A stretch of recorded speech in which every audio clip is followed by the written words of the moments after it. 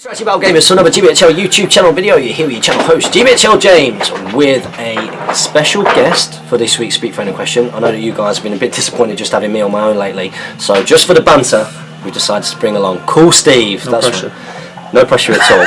Don't disappoint. You know, if you don't have much of a personality in this, then you know. Why have you got me here? So hopefully we're going to have a good bit of banter today as we answer your questions. We do have 34 questions, and you might see that we've got some pretty good lighting in here today, and that we've actually got Games Workshop boxes and stuff around us. No, we haven't built some kind of amazing new filming studio. We are in Games Workshop Altrincham, and the manager here is very, very supportive, isn't he? Good guy. Very, very supportive of the Hobbit. We just played an amazing game. We won't tell you what happened in that game, but look out for the battle report with us at Games Workshop Altrincham. Me wearing this silly hat and this t-shirt, and Steve wearing the clothes he always wears.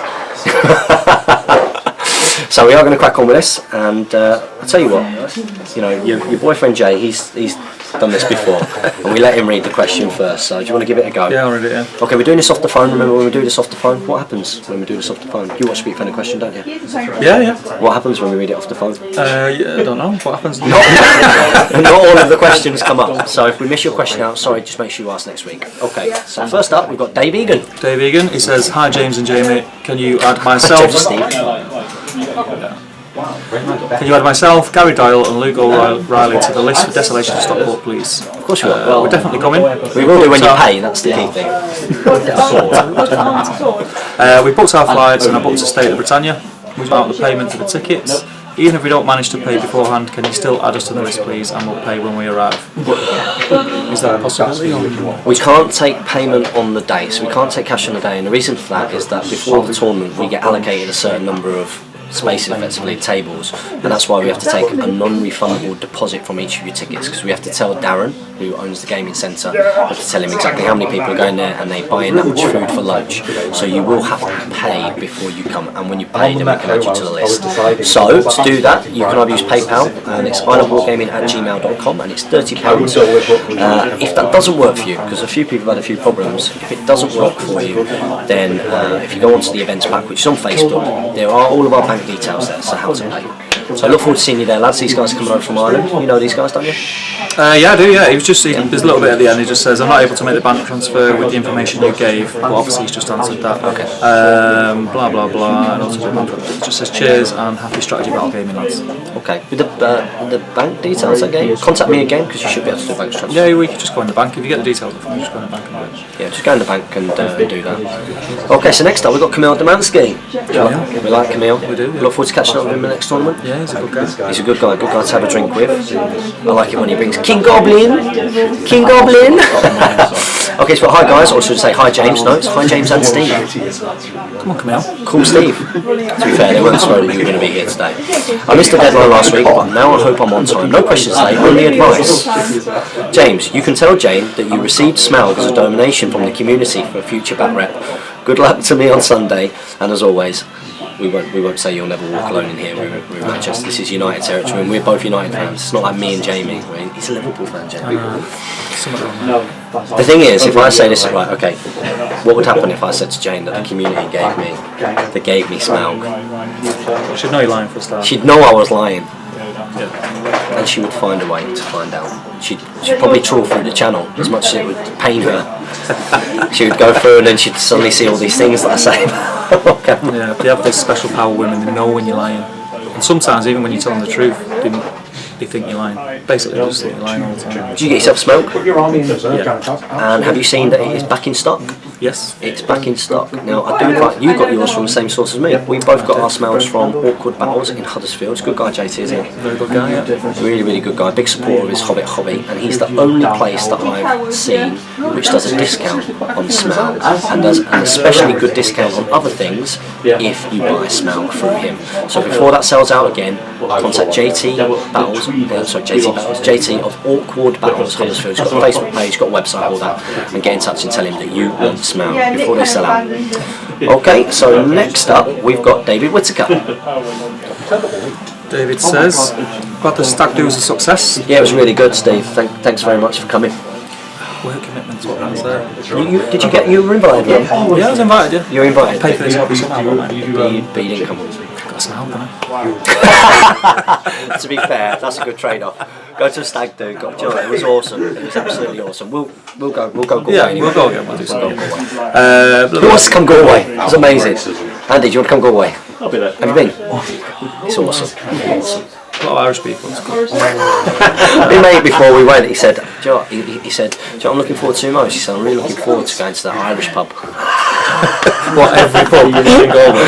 Yeah, we were on that straight away. You mean because every pub in Ireland is an Irish pub? Okay, he says, you managed to get together with the Giblin again soon.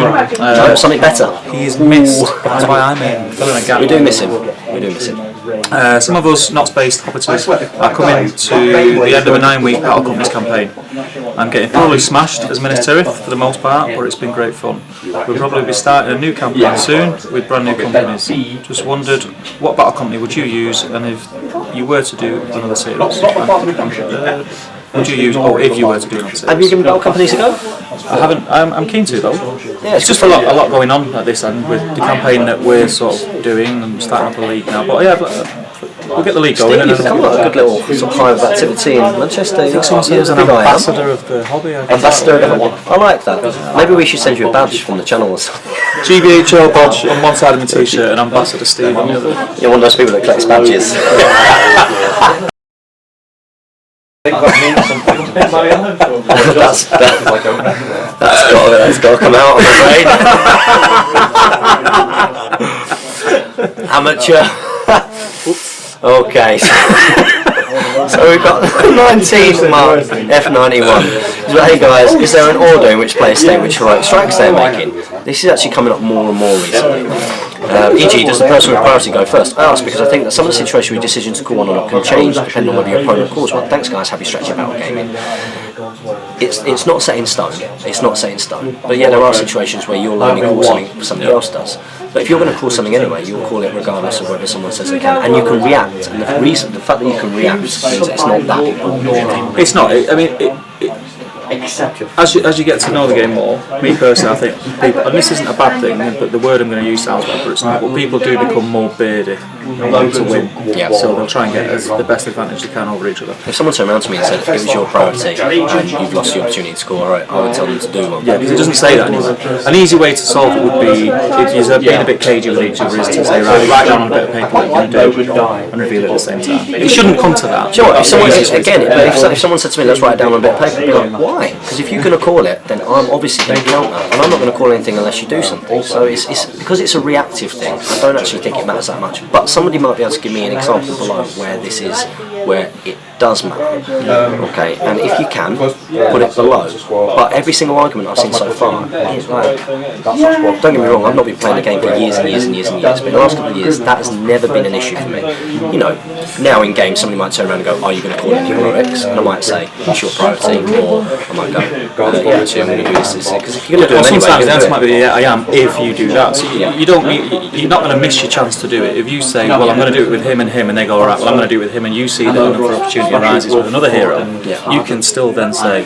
It's the whole situation, it's the same situation with a special strike, piercing strike and shielding coming together.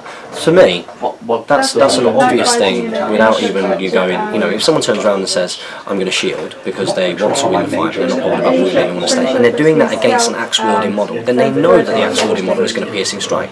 So the person who's piercing striking will say, right, I'm going to piercing strike then. Now, if that person then says, do you know what, actually I'm not going to shield, then that other person will say, okay, that's fine, I won't piercing strike.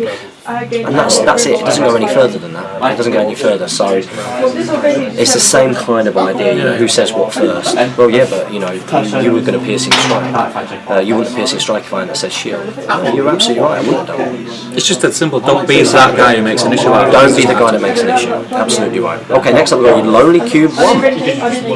Lonely Cube 1 says, this is my second question this week, but don't worry, Jamie. I don't plan. Don't worry, Steve. Yeah. You don't want us to go on too long anyway, do you? Smaug is back in stock, at least a shipment for Canada, and I really want it, as I'm sure we all do. I technically have enough money to buy it, but I really can't afford to because I'm saving up for school. As backwards as this is, can someone please help convince me not to buy Smaug? Don't buy Smaug. Go to school. Do it now! It's awesome! No, don't do it. If that money's for school, then save it for school, pal, because that will pay off in the long run. But what you could do is start saving up a little bit of separate money. Have a Smaug kitty. A Smaug kitty, it's a good idea. It's worth it because it'll be one of those that when it's gone, this is why I had to buy it. When it's gone, I would regret it. Have you got one? So yeah, but it will be hundreds. It'll be worth so much because they're only going to make these in batches of hundreds. There will only ever be maximum a couple of thousand of these ever made. Bear in mind, if it affects your education, then don't do it. The simple reason being is it's a great model, everyone wants it. I've got one because I just really want it, but realistically, how often are you going to use it? Mine still in its box, it's probably not going to get painted for at least 5 years, I'm totally honest. I've got a lot more that I need to paint first, and I'm scared of painting it as well. I want to paint it when I'm good painting. Whereas Smaug, whereas education is the gift that keeps on giving, not Smaug. I've heard Smaug solves everything. Breathe fire, you'll be fine. Okie dokie. So next question. Thanks for that very much, buddy. Next we've got George Howard. He's put, can Smaug be enraged by Druzak?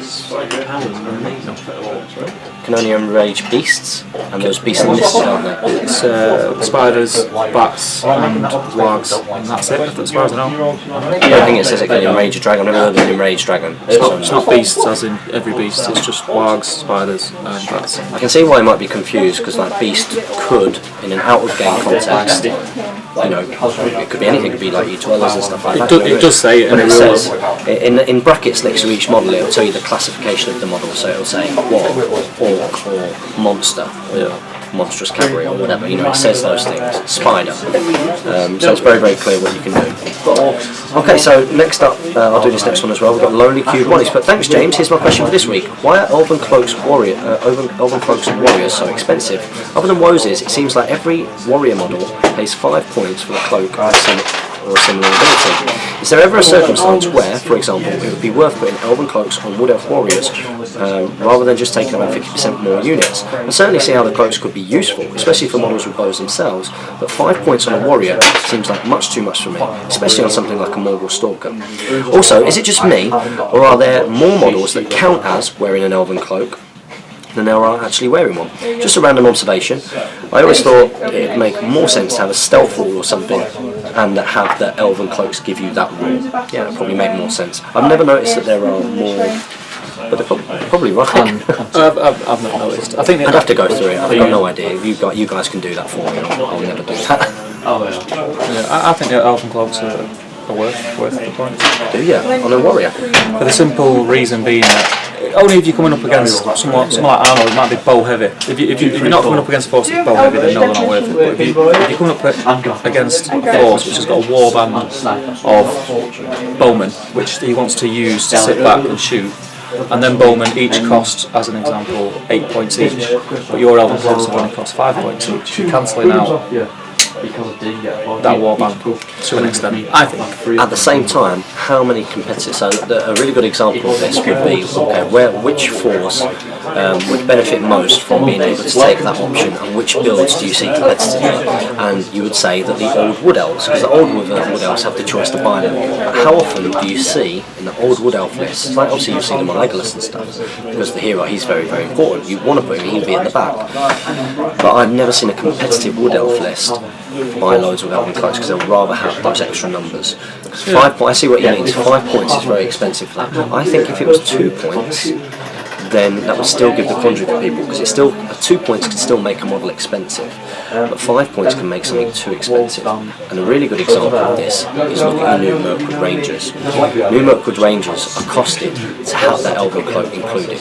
Now, New Mirkwood Rangers, I believe, cost 14 points per model. I'm not sure the exact one, quite pricey. I think that they're 14 points per model. It might be 15, but I'm sure they're 14.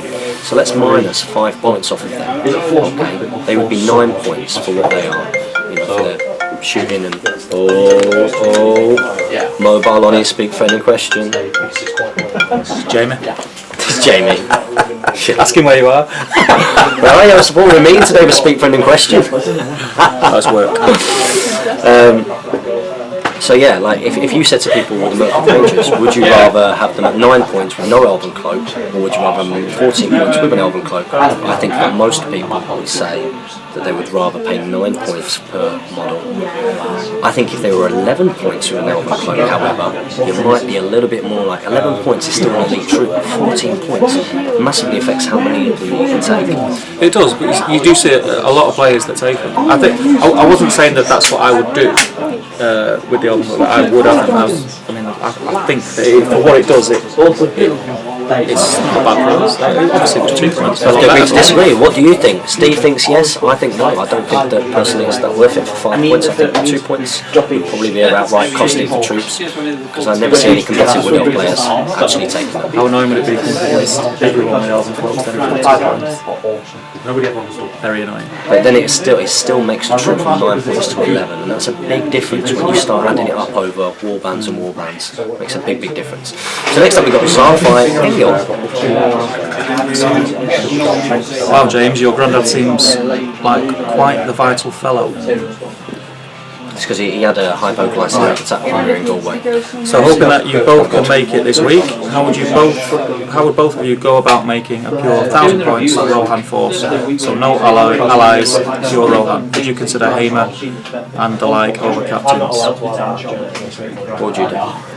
I'm not exactly probably screwed up on the profiles that you are, but generally the named heroes are a little bit better than captains. They have some captains don't.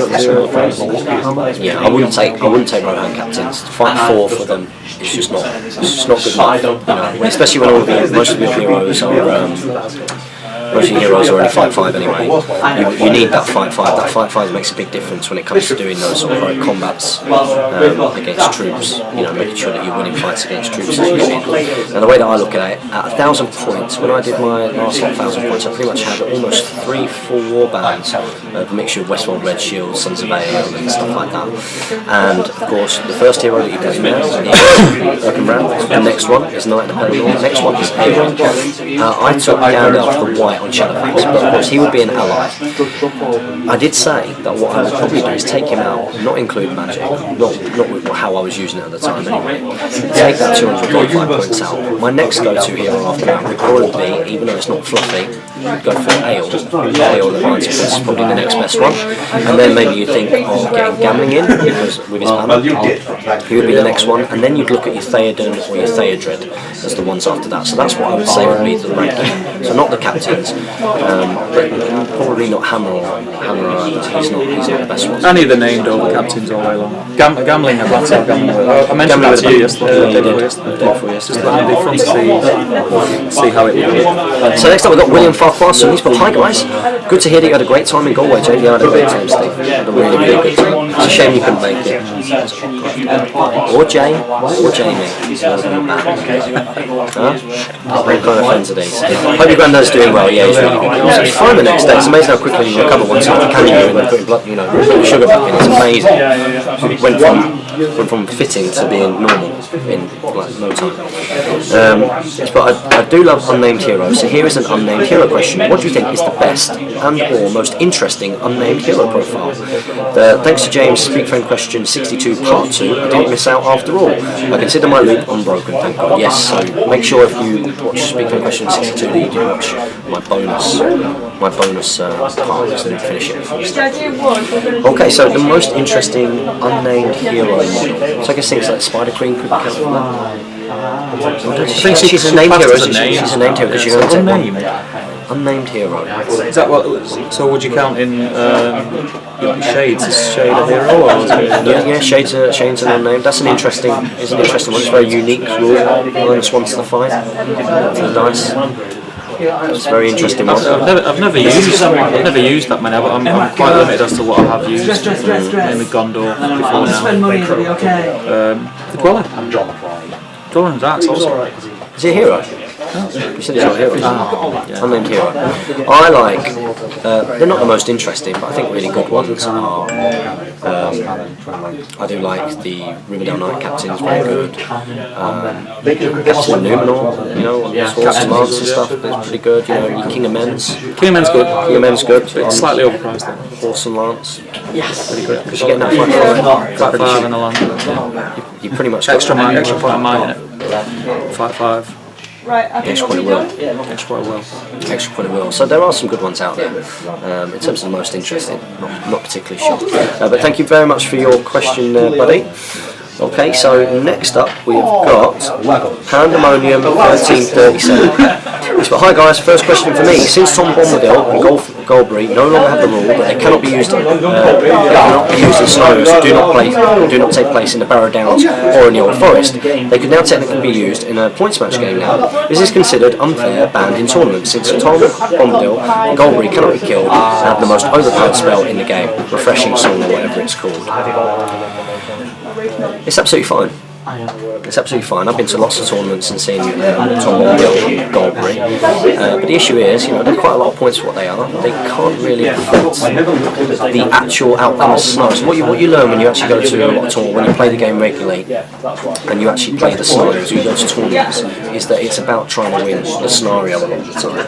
And the lists where I've seen like Tom Bombadil, they tend to be your all-hero kind of lists. So they really struggle with things like your domination. Dominations are key. They struggle at reconnoitre because there's never going to be many of the models on there. They're going to struggle at whole ground, high ground, because that tends to be get as much as you can in the middle. Even though, of course, they've got big powerful things that are getting healed all the time, or being given might and stuff back.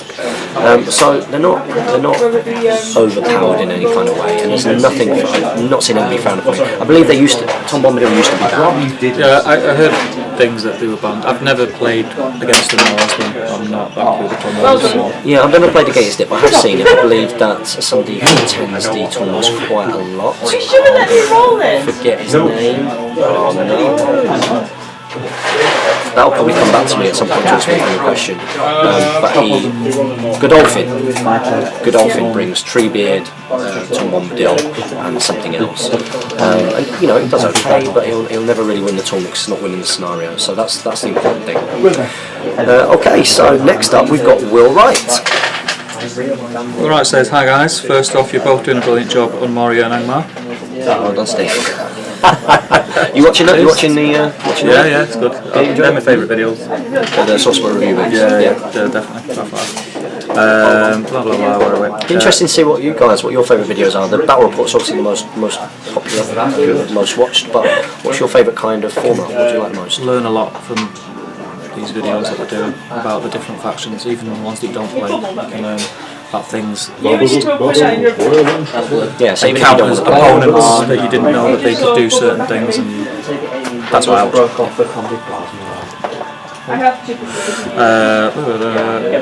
It's nice to see you both back together and seeing your opinions on the lists.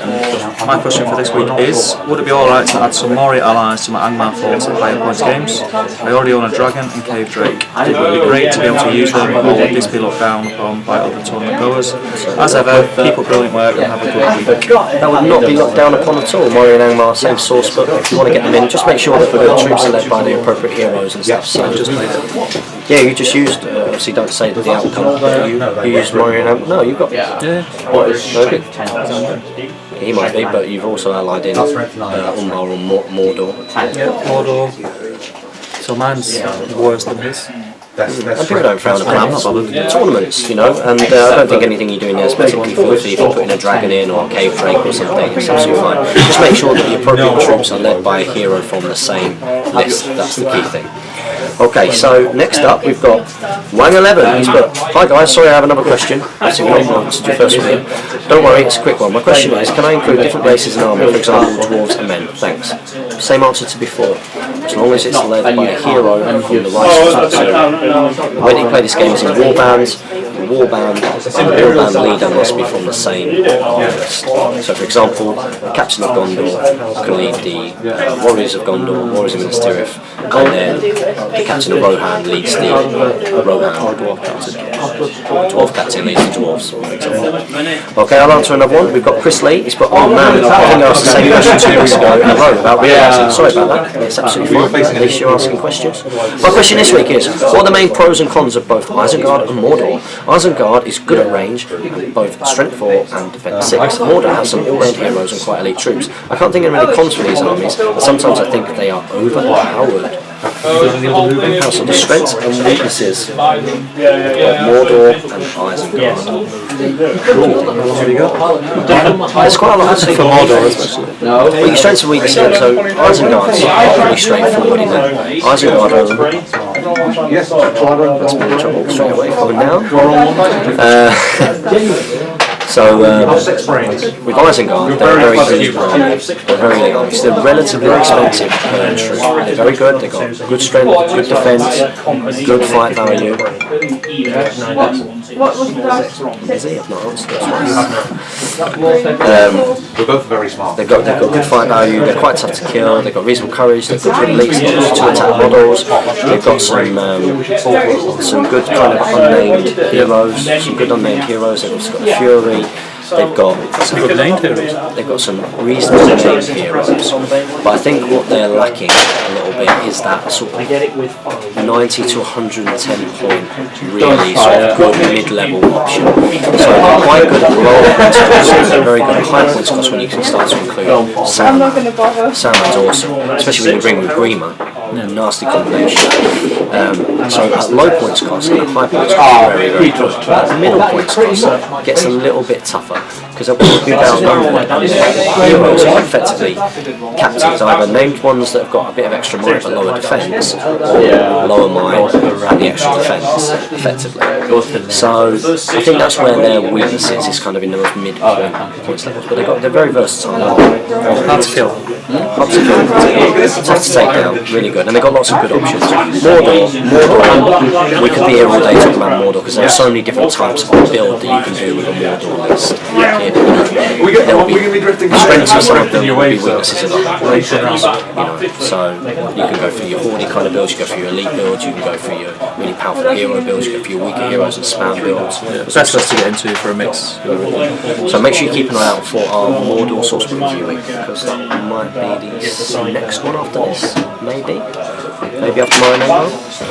Okay, so next up we've got Hackathon 39. Hackathon says, last week when I said I was of knife wielding age, I meant in regards to opening packaging.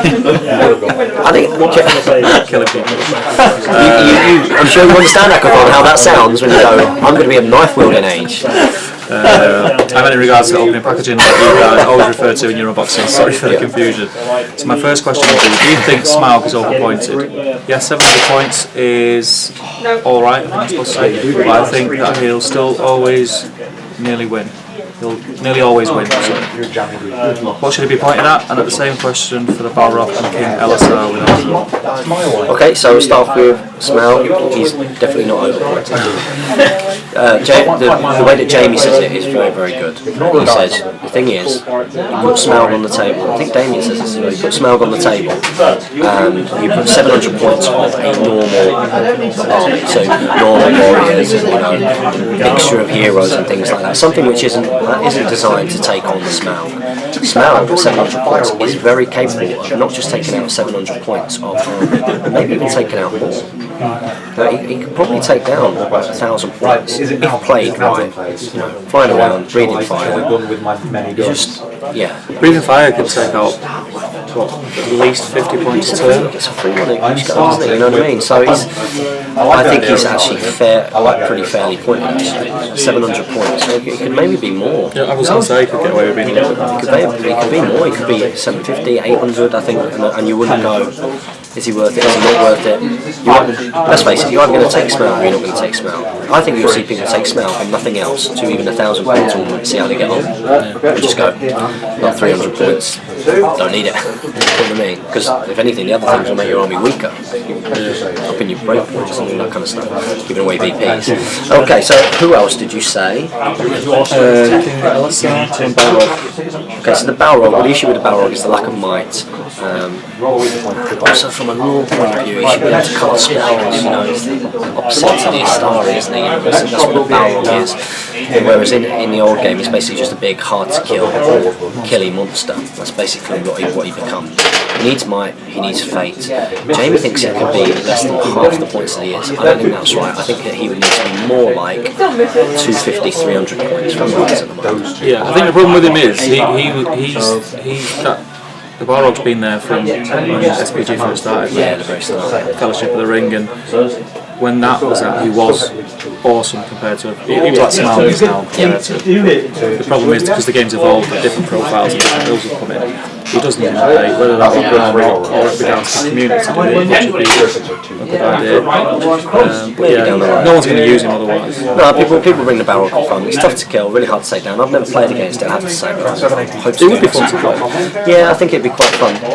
But by all accounts, he does struggle with it. You could put a couple of really good Swiss rules in, like you've seen with the likes of Smaug, can't be trapped and stuff like that. So you trap him and he can never be trapped. Yeah, stuff like that. So if you trap him, he's not going to be rolling sixes all the time. He's got 4 attacks, isn't he? He's got 4 attacks, but if he rolls a 5 and you've got most tricks, you're probably going to win the fight. Yeah, it's tough to win. So we should get more. He's not going to roll a 6 all the time, especially with cloak, strike and things now. You get a wizard on him as well. At some point, he's going to be out of will. You're just immobilising him every turn. Got a lot of problems.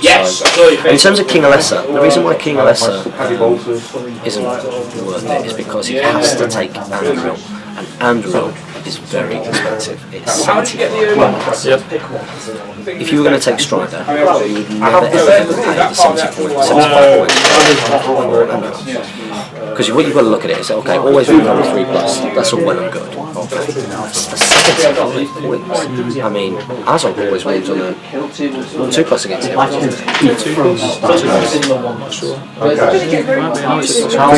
that, and he's not having to pay that number of points for a sword. I think really it should be 15 points or something like that. 15, 20 points would be about right. Just give you the option to take it or not. Give you the option to take it or not, But for 75 points, it's a no-go. It's a massive point sink. You've got to think, would you rather, if you can give him a lance, so minus +1 to wound, you'd take that all day long, and I think at 15, 20 points you might take Andrew, but I think on anything above 30 points, just don't really bother. No, I've played Gondor quite a lot and I've never took it. No, Boromir's so much better. Boromir takes a lance. He's got 6 points, so yeah, he might not have the free one every time. He's got 6 points. It's another profile we need to update him. Yeah, very much so. Okay, so next up we've got Joel Stuckey. Hello there, GBHL hosts. And Steve. I found these vids last week. I binge watched all the archives. We've got what have you been doing? Seriously, what do you do? What do you do for a living? What do you do for a living? I want to know. What do you do? Because to binge watch how much content. I saw the other day as well. We are over 500,000 views on the YouTube channel. Over 500,000 views. So thank you very much for all your support. Double that now. Okay. I used to play the Lord of the Rings tabletop game back when I was 18. Now I'm pushing 30 and rediscovering the hobby. You're not on your own. Lots of people say that. I mean, Steve's 60 and he's discovered the hobby. He rediscovered it. So I found my suitcase of dwarf minifigs. It looks like I've got dwarf warriors, archers, and Khazad-Guard. Warbands. Are any of these guys useful for an army? Yeah, Khazad-Guard are very good. Very good. What else should I look for? I heard there's dwarf spearmen now. Yeah, just have a look. Go for the models that you like the look of, and remember what you need is one hero from that list, that source book. Definitely go and get your source book. So if you want to do dwarves, get your free peoples. If you want the new dwarves, you need to get yourself the you need to get a Hobbit rulebook. Hobbit rulebook, yeah. The original Hobbit rulebook. Or you can go onto the Games Workshop website, that library website. Yeah, Heroes and Villains it's called. Yeah, you can download the PDF. And that's got the new dwarves on there. And it's all about taking the right hero from my list and 12 warriors from that list. Yeah, getting the new warriors available. See lots of people doing that. But absolutely love the enthusiasm in the videos. It's great to see people emotionally invested in their hobby. Thank you very much. When I was younger, it was hard to speak openly excited about these things. Times are different now. Not sure if there is an Aussie community for this hobby, but I wouldn't mind finding out. Thanks for the vids and the channel. Cheers. Is there an Aussie community? Yeah, it's a big Aussie community. Big Aussie community. Are you on Facebook, Joel? If you're on Facebook, go to the Great British Hobbit League Facebook page. Apply to go on there. I'll add you to it because I'm sure that there are Australian groups and there's a location finder. I'm sure they do loads of tournaments in Melbourne. I'm sure there's a big tournament in Melbourne. And there's the Green Dragon podcast. Green Dragon podcast. That's awesome. Yeah, that's a Lord of the Rings podcast. It's a listen to podcast. Yeah, and they're based in Australia. They've always got loads of tournaments and stuff. There's a big scene in Australia. We have Harry HD Miniatures, who came back from Australia. He went travelling around Europe with now his fiancée proposed to her, not in Manchester, but I know a slightly more scenic place along his route. But he came and met up with me for a pint in Manchester. So yeah, there's quite a few Aussie guys out there. So if you are Australian, get in touch with Joel. Next up we've got Al Wood. He's coming to Desolation of Stockport 2015. Are you coming, Andy? Andy. Work. Yeah. Support your Hobbit hobby. Pull a sickie. I do. I'm my own in private. Alwood says, Producer. Warriors of Erebor can take a banner, James. Oh, good. I didn't know whether they could take a banner. Thanks for responding on the controls on question asked last week. I'm all set to get to Stockport at the end of April now. I just need to get my army painted.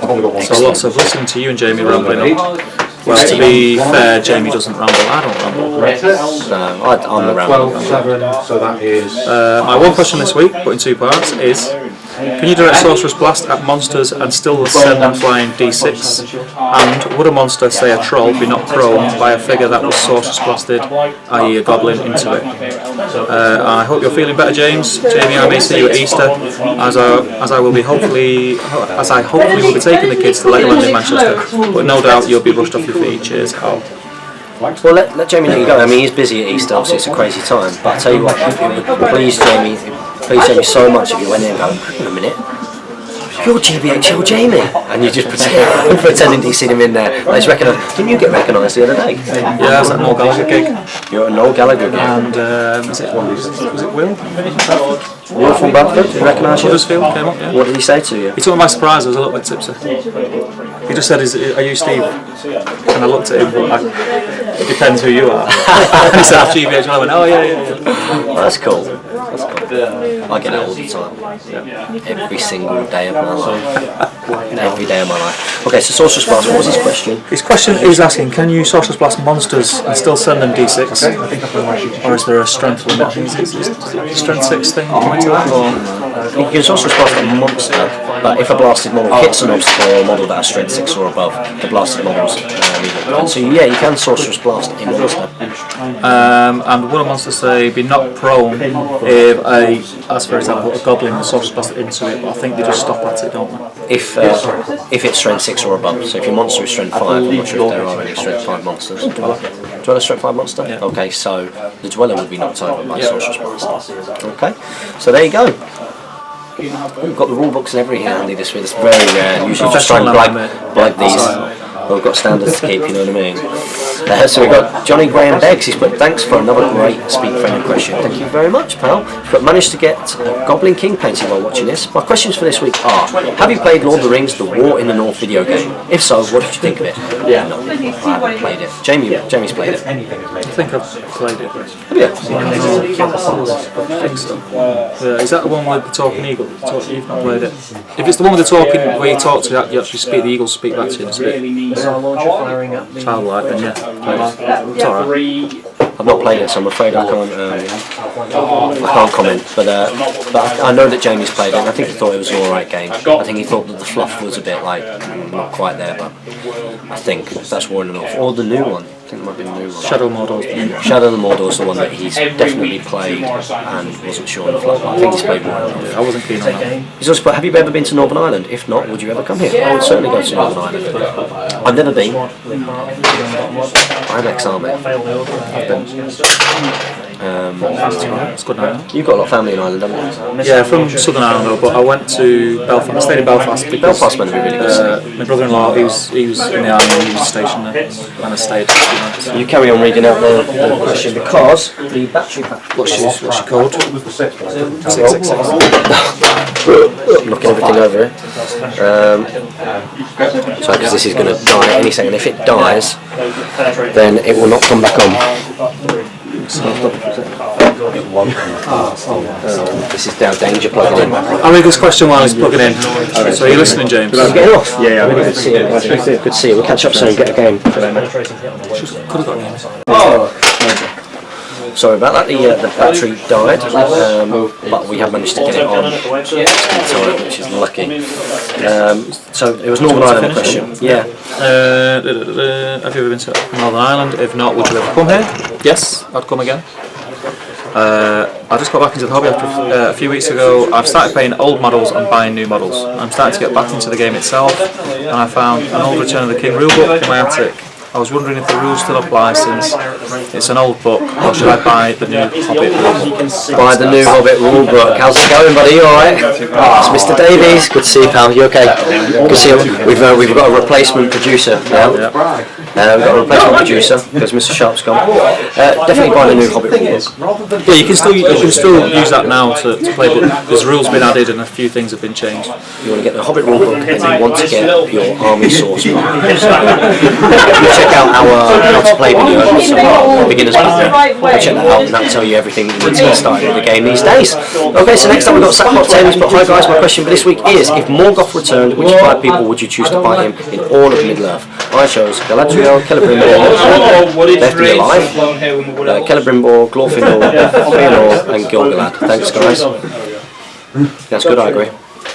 I'll agree. I agree with that. That's absolutely fine. Sorry that that's not more of a developed thing. You picked the best guys, I would say. Next up, we've got James Wilson. He's put, thanks for answering my question, James. I won't be able to attend the first Desolation as I'm part of a charity cycling event for British Heart Foundation. That's not good enough, of course. Why not getting to play to our soldiers with us? That's far more important. But I should be able to come over to one later in the year with my GBHL brother. By the way, when will this be roughly? I can't remember, but if you go onto the Great British Hobbit League Facebook group, this is September-ish, isn't it? I'm not sure. It's around that time. Well, if you go onto the Great British Hobbit League Facebook page and you go onto their events tab, not the events tab, sorry, because the events are already set up. If you go onto the pinned post and you click on the spreadsheet, it will tell you all of the tournaments that are planned for this year. You put Gothmonk's Recon Strod will definitely be there to challenge your rides of Rohan. I'll win. We're going to take you down. Bring it on. You put good luck on your wedding. Thank you very much, James. That's very sweet of you. And good luck with your charity cycling event. Let's know how it goes. So next up, we've got Avatar of Odin. Oh, you got a big one there. As far as I'm aware, it isn't clearly mentioned in the rules how to charge pro models. Logically, it is no longer required to get into base contact, as the base is very much reduced in area and can only be reached from one side. Charging the model, i.e. the actual miniature, could give some strange situations. However, if the sculpt has extended arms or weapons, how do you normally play this? And have you come across this? Have you come across any other methods during the tournaments? Thanks and keep adding the great content. And as an edit, you mentioned something about playing Saga minis because once you finish those, you'd have all you need for that game. But surely you realise that even if one army is finished, there is always more. I thought I wouldn't need more than the 40-ish Vikings I originally bought, but they have since been joined by Skraelings, Irish and some of those new Saracens. Anyway, get painting those Dark Age figures before you know it. Ragnarok is upon us. I don't think so. The Anglo-Danes will stop those Vikings in their tracks. Okay, so charging a pro model. This has come up before. This came up in a game where I won't say who was playing, but yeah, it wasn't playing against you. Oh, no, it was. Oh, do you? Yeah. Okay, so, and the thing was that, of course, when something is not pro, you just tilt it over, you know, and this thing was that, well, I'll just tilt it, you know, the other way, kind of thing. It's like, no, you can't do that. You got to charge like that. You've got to charge the model, haven't you? You don't have to make sure you're in base. And charging the tip of the sword, I would say is a no-go either. I think you've got to charge the body of the base. So I wouldn't say charging the tip of the sword is charging. No, definitely not, because you can't shoot the tip of the sword, and it counts as a roll. So I see it in the same way as that. It's you charge the actual body of the model, so you then charge the head, you charge the body, you charge the base. If it was just about the base, then unfortunately you get situations where people just knock them in ways that advantage them. This is a funny one because everyone has different opinions on this. My opinion on this, and not everyone will agree with it, is when you classed as not pro. For me, I would totally accept just putting a marker on the model and saying it's pro. So you still can charge, and it solves a lot of problems. Just Do you know what it also so many solves as well? When you've got really nicely painted miniatures, metal miniatures, and you're lying them down and they're getting chipped as you put them down. I completely agree. I think putting a little marker on something would be a much better way, and then you've not got that silly situation where someone says, well, I can fall over this way though. And, well, I would just fall over this way instead, so that you couldn't charge me. It's like, no, but you just fell over. It's just a coloured plastic ring, just put somewhere on the model, just to say, right, it's got a ring that's not pro. However, we do play it as them actually being not pro, and again, you're only going to get into problems with this if your opponent is being difficult. And I would say, don't give up to that. Just turn around and say, no, don't be silly. You can't charge a sword or a weapon because you can't shoot at a sword or a weapon and it count as it. So don't be a weapon. Yeah, don't be that person. Don't be that guy. Okay, so next up we've got Akathon. He's put, hi guys, I've just done my scouring of YouTube. Did you do scouring of YouTube? Why not? Very busy. You can do that when you get back? Yeah. The scouring of YouTube last week was people would go out there and just pick a channel, any channel that they really liked on YouTube. Let's put a link to the GBHL podcast and obviously tell people to come and have a little look. Did you? I scoured the shop. Scoured the shop website? The shop. I've introduced GBHL to the shop. Okay, that doesn't count. It's not scouring of YouTube then, is it? Does the shop have a YouTube channel? Yes, it does. Does it? Doesn't have comments disabled. That's, I think the game's version has comments disabled. Okay, so you've got. I went for How It Should Have Ended and Cinema Sins. Have you seen the How It Should Have Ended stuff? Yeah, it's cartoons. Funny. Yeah, it is funny. Anyway, I'm trying to think about another army for me to do one day. How do you guys choose what army you'd like to start collecting? Also, I think it would be good if I had a main army that I focused on, like Jamie with your Wood Elves and James with your Rohan. I don't know what to look for mine. Any suggestions? I know exactly what advice I'm going to tell you. For me, it's just whatever you like. It's like I really like Gondor, and Gondor are not very competitive, but I'll always go back to Gondor because I really like the models and I really enjoy playing with them. Yeah, it's as simple as that. I'm trying other things now, but Gondor, it's because that's what I like. Best bit of advice that I can give you is go for what you like. All day long, go for what you like. Okay, that's the best bit of advice I was given when I went onto forums. I was like, oh, what should I go for? You know, what do you think that I should collect? People were saying, what models do you like? Because ultimately, you're only going to really become emotionally invested in something that you like playing with and the models and like the look of it. So just do it that way. That's how I pick armies. And then when we can't do that, we just buy everything anyway. And we've got so many different armies, so you've got that problem, haven't you? I've got a little bit of a problem, not to the same scale as you. But yeah, just go with your heart. Follow your heart. Okay, next up we've got Alex Wright. He's put, hello GBHL James and Jamie. I'll pass on that you said hello to Jamie. Always watching your videos while I build terrain and paint, so thank you very much. I believe that we've got an unboxing to do of a piece of terrain that you sent to us, so thank you very much, Alex Wright. But I have a quick question. Is your favourite army from the Lord of the Rings miniatures or the Hobbit miniatures, and why? I recently played with Assault Samsons and Isengard. I actually liked Isengard more because they cost less, are easy to paint, look great, and won more battles. Thanks guys, and happy strategy battle game. Yeah, my favourite army is from Lord of the Rings. This is Rohan. Gondor. So yeah, Lord of the Rings. I do like some of the new Hobbit stuff, but my favourite stuff is Lord of the Rings, I think. I think I put it on the Facebook page, the sculpt for Aragorn. I've just played it, it's awesome. It's cool. Awesome. Yeah, J22. Hey guys, firstly, really like your man cave doorknob hanger, James. Jane got it for me. My question for this week is, which character from the Lord of the Rings / Hobbit do you think you are most like?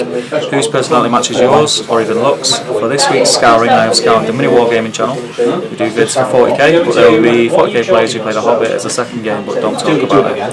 Keep up the great work, Jay. Thank you very much, Jay. So thank you very much for scouring mini wargaming. We've actually got we're one of their partners, but I've not put a video up on the mini wargaming website for ages. Maybe I should start doing that again. But thank you very much for scouring that for us, buddy.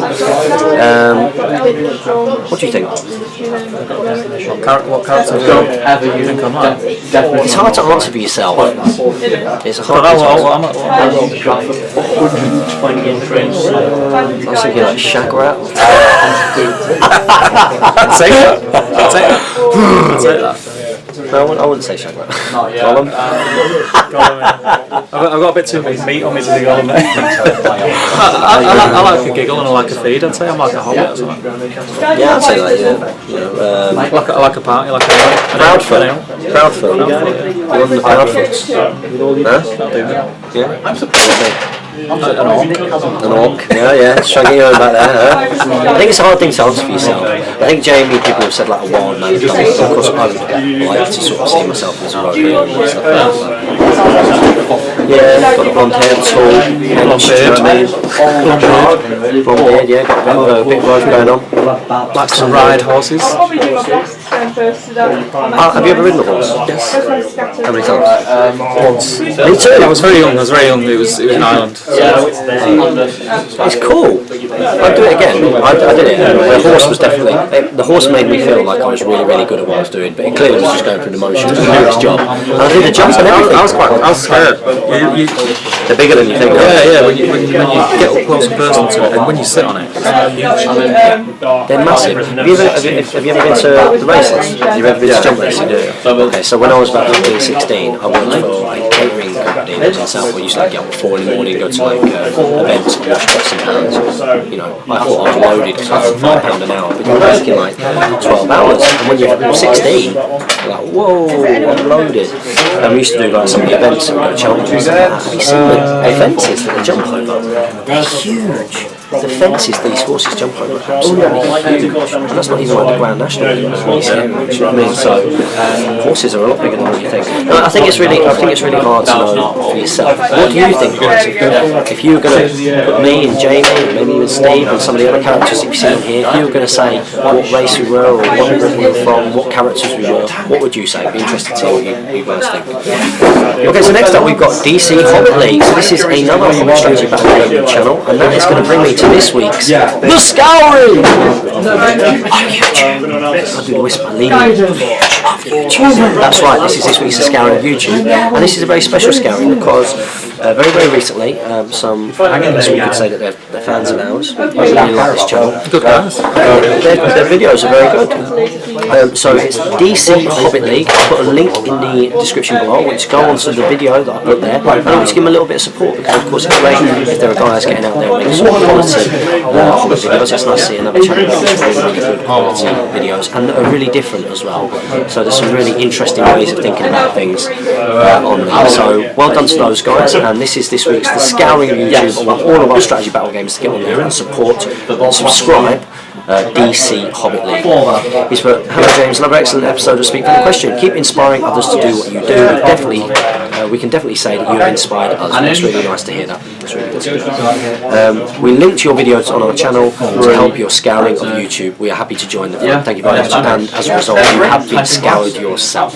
So you know what to do, strategy battle gamers. Go and spam the channel. We're going to get on that, yeah? Very good channel. Very good channel. Okay, so next up we've got Thomas Sutton. There you go. Keep getting the long ones, man. I know. This is what I do to Jamie all the time. Hi guys, I'm new to this whole question thing, so here's my first question. Oh, he's new. What does he have to do, Steve? You're in a massive gap. You are in the loop because you asked a question. You must ask a question next week as long as we answer your question this week. I'm starting an army based around the Grey Company. I'm considering some allied forces to take with them and want to know what you think. I've narrowed it down to Arno. I've always wanted to see these in action. This question being asked before? This question was asked last week, I'm sure of it.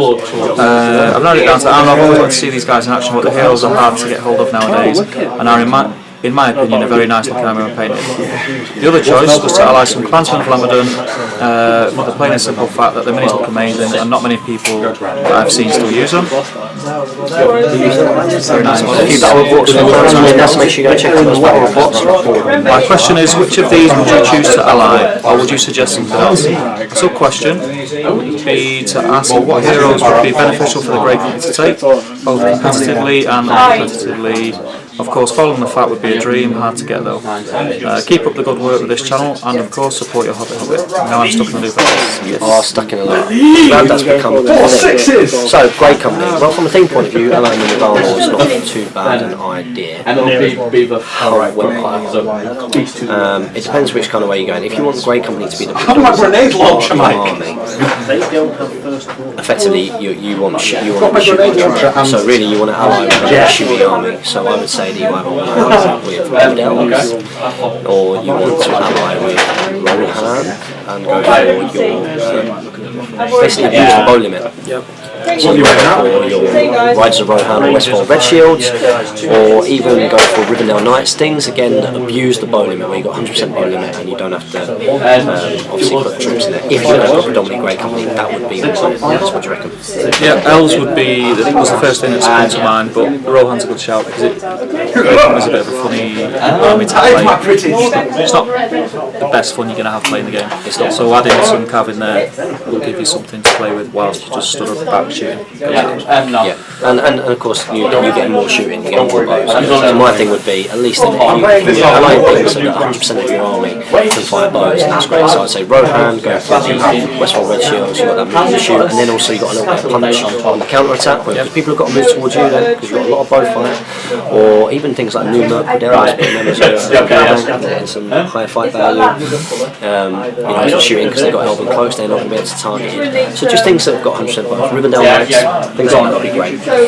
And in terms of the heroes used for the Grey Company, it depends what points level you go for. But you're going for your Halberd, try and mount them on a horse to do a conversion to that. Twins are very good. Twins are very, very good. Arathorn's alright. They've got some good heroes. Malbeth's a really good one. Especially when you start going above 500 points and above, because then you're still getting your other combat things, but he's going to protect all your army and shoot at that. So, definitely worth thinking about. Okay, so next up we have got a real life Hobbit. But hey guys, sorry it's been a while, but I haven't been very well. I hope you're better now, buddy. But I'm all better now. My question is, do you think the Games Workshop will do a day miniature on the Battlefield armies? Keep up the good work, guys. This has got to be a frequently asked question. This is being asked every week at the moment. Even the manager of Games Workshop. Did he ask that before? Brilliant. Nobody knows. Nobody knows. Let's hope. We can only hope. So, I've got one. you did a conversion of it. And what we'll do, we're actually going to do a very special series soon where we showcase, we'll come up with a nice catchy name for it, showcase some of Steve's conversions, where he's done some great conversions. That should be a really exciting series. And some great filler content. It'll get fit in nicely on a Thursday or something. You know what I mean? No one's Okay, so next up we've got Akathon 39. Okay, where are we? I thought about what the Balrog profile should be, and what do you think? Fight 10, 2+ shoot value, strength 9, defense 9, 4 attacks, 10 wounds, courage 7, 3/20/0 for his Might Will Fate, causes terror, ancient evil, can't be trapped, resistant to magic, counts as a monster with an 8-inch move, has his own brutal attack, where instead of wounding his enemies after winning a fight, he may opt to set ablaze every model in base contact with it. Can also, I think it means also support models. Yep. A bit like Sauron's Unstoppable Rule. That's cool. Would this make it more competitive? What points would you rate this? Thanks for so many great speaker-friendly questions lately. Just getting better and better. We're always looking to improve the channel. Hopefully one day you guys will find time to meet up. Yeah, hopefully so. We have been finding it a little bit tough. That sounds really good. That sounds good. And I'd say probably again 350 points. Yeah, it's a follow-on to the question from before, but that sounds how it should be. Yeah, he's got. I like the set ablaze special that he's got there, and I like the fact that you've added in things like can't be trapped and stuff, and making it more competitive. And the 3 might and having 20 more, because he's got 10 more usually. I'll be polite to one of them. I'm not sure off the top of my head. I think he has, yeah. So yeah, I think about 400 points. I think that's pretty good. Has he got any cast? Can he cast magic? Well, no, he'd be more than 300 for that actually. Smaug 700. So maybe he'd actually go up in point value. The points value would have to change a bit, but I think it should. I think it should be up there with his Smaugs and stuff. Well, we've got 2 questions left. Anyway. 2 questions left. We've really raced through this. This is why I need somebody with me when I do speak for any question. Thank you very much for today, Steve. Hope you've enjoyed being here. So that was worth every. You were trying to wriggle out of it. Wriggle out of it, weren't you? You really didn't want to do this today. Okay, so we got, hi guys, thank you for answering my last question. My question this week is, I'm building a dwarf force. I was wondering what heroes and troops I should have in here. I might stick an Ent or Bale in here as well. I love the channel. Keep up the good work. Thanks. They're big point sinks, those two. And if you put them in a dwarf armies are already low on numbers, and you're going to shorten your numbers even more. Yeah. What kind of dwarf force are you going for? Is he going to go for Warriors of Erebor, or is he going for the old dwarves? What do we reckon? Why not? I'm not. I've never really. I've not even built that many lists with dwarves. I've always liked the idea of the new Doran's Company dwarves because they're independent heroes, aren't they? So instead of having like a monster, let's say 200 points, like that, you could get a few. You know, you get more might, you get special rules. It's a good way of filling up bigger points. There's some cool stuff in there. I would say, you know, if you want to go for dwarves, you need to make the decision. Do you want to go for the old dwarves from Free Peoples, the new dwarves, or do you want to go for a combination of both? And start off with, you know, if you go for the old dwarves, you want heroes like the old Balin. It's very, very good. You want troops like Isengard, Isengard, maybe some Bombadil teams, stuff like that. It's very good. Khazad's back to Avenue.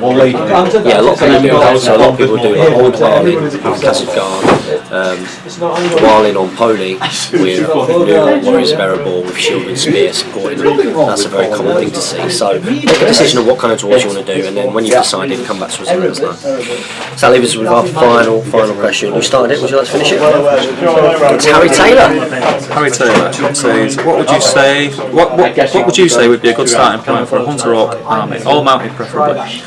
Was also wondering what monsters would you say would be both fun and reasonably effective to use in an all monster Moria army? Cheers. If you're doing hunter orcs, of course you need some hunter orcs, you need some fell rocks, okay, and you want to look at some of those heroes, those cheap heroes. So Thimble, I don't think like the new Bolg. Can we or is he just going to battle? I think he's not on the hunter orcs list. I think so. Yeah. If he can lead hunter orcs, then he'd be very good. If he can't, then they've got the other one. They've got Thimble. Narzug's okay.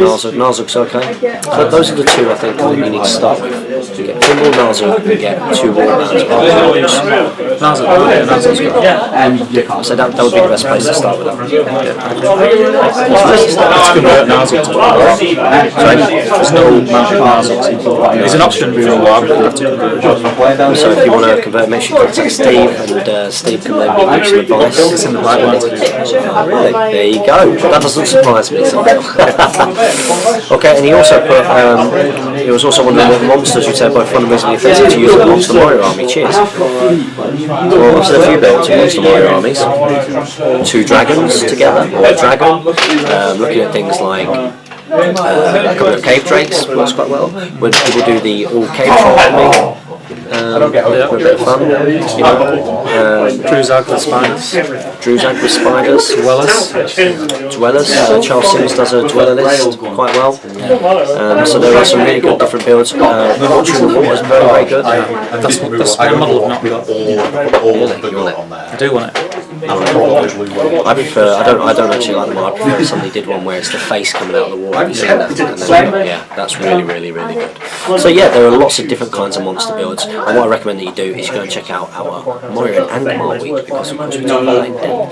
So that brings us nicely timed as well, because I will have to try and beat the traffic and try and get back down to Tuesday. It's going to be tough at 6 o'clock.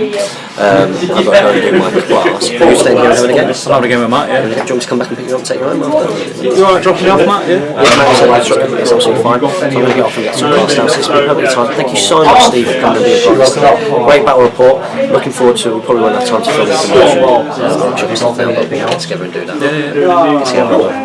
That'd be nice. Yeah. Thank you so much, Steve. I'm sure we'd all like to give Steve a big thank you, a big round of applause for bringing in a little bit of banter today. Don't forget, as always, to comment, like, share, and subscribe. We need to ask you questions for next week before Thursday, because that tends to be when we film. Make sure you ask the questions in this video in the comment section below. Don't forget to do your scouring either. Like on Facebook, follow us on Twitter, guys, and as always, Entirely understandable. I'll just let you